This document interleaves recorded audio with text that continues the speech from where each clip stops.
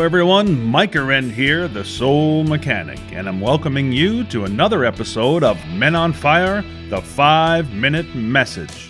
Hey, one more thing before we get going. Are you feeling stressed, anxious, or frustrated these days? If you are, and you'd like a little help, go to calendly.com/Soul Mechanic booking and book a 15-minute clarity call with me absolutely free. That's Calendly, CALENDLY.com/Soul Mechanic -booking. Also, if you're looking for an accomplished public speaker to speak in person or virtually at your next event or meeting, I can help you out there too. Okay, let's get on with the show.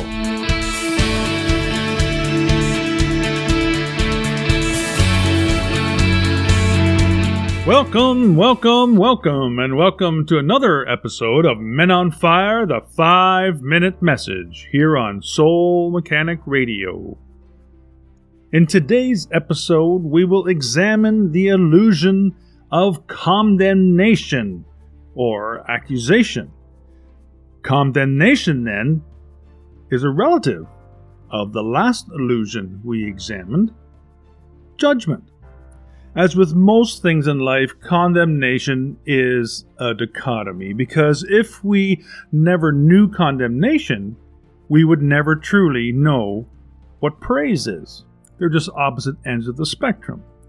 Now, who doesn't like a little praise now and then, right?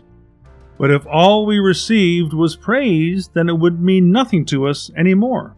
Therefore, as with most things, there exists its opposite, condemnation. But condemnation is actually an illusion. And now you're probably thinking, well, does that mean praise is an illusion? Its opposite could also not exist. Condemnation exists for the purpose of us to experience the opposite, which is praise. But in order to experience praise, as long as we know what condemnation is, we don't have to experience it any longer. As long as we know what that is, that there's an opposite, we don't have to go there every time. So the illusion of condemnation allows for the fact that we can be hurt or damaged in some way. But if we are in fact a piece of source energy, how can we become damaged or hurt?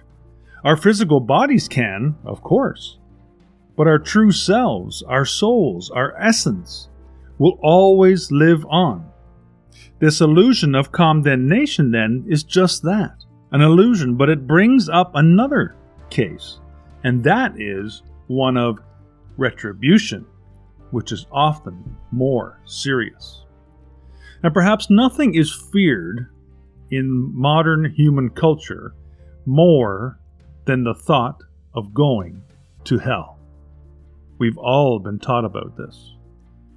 These frightening and gruesome pictures of this horrible place come to mind, that there exists such a place, and God or source energy will condemn us there if we do not obey its law. I still remember graphic pictures of this inextinguishable fire from my Sunday school days. Why would a loving God strike such fear in a young child's heart? It was this and other things that made no sense to me as a young boy. I didn't know why, but it just didn't feel right or true. Later, of course, I realized that spirituality and religion are not the same. Religion needs spirituality, but spirituality doesn't need religion, because religion, by and large, is man-made. It is not, nor ever was, God's or source energy's job to condemn, administer retribution, or punish anyone. For why would it? It would only be punishing itself, since we are a piece of God or source energy. Hell, then, is merely the experience of separation from God or source energy. And put in that context, while here on earth and in our physical bodies, this is actually hell.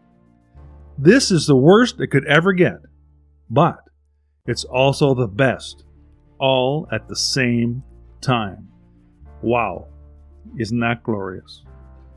So God or source energy would never condemn you to an everlasting place of fire and torture and damnation, for that would be like putting itself there too. And once you understand this concept, you will cease to think of God or source energy as a condemning entity. You will know this because love can never condemn.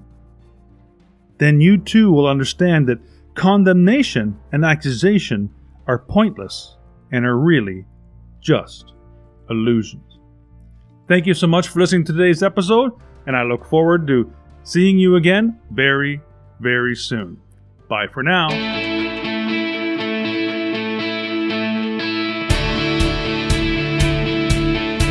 Hey, do you think 3 words can change your life? Well, I know they can.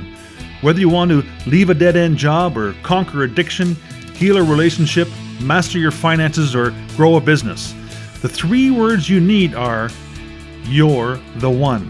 That's right, you are definitely the one. How do I know? Because I'm the one too. And those 3 words have changed my life. It's the title of my new trilogy of books, and the first 2 are available right now at micahwren.com. Thank you so much for listening to today's episode. As always, keep what feels good and dump what doesn't. And remember, live without judgment, give without expectation, and love for no reason.